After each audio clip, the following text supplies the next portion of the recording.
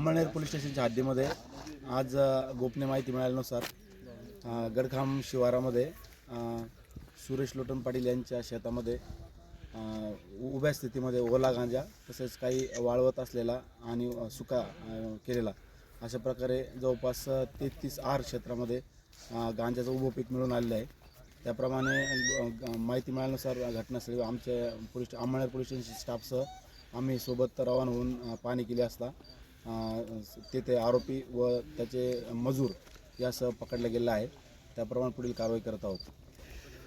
Amalner police station हद्दीमध्ये गडखाम या गावामध्ये शेतगट क्रमांक 23-24 मध्ये ओल्या गांजाची लागवड करण्यात आलेली आहे। बाबत गोपनीय माहिती प्राप्त झाल्यावरून आम्ही वरिष्ठांना सूचना दिली व मी SDPO सर तसेच तहसीलदार साहेब आणि पोलीस स्टेशनचा स्टाफ PSI काकळीज यांच्यासह आम्ही सदर शेतामध्ये आता पंचनाम्यासाठी आलो आहोत आणि याच्यामध्ये 33 आरमध्ये लागवड करण्यात आलेल्याबाबत माहिती होती की तशीच परिस्थिती आहे।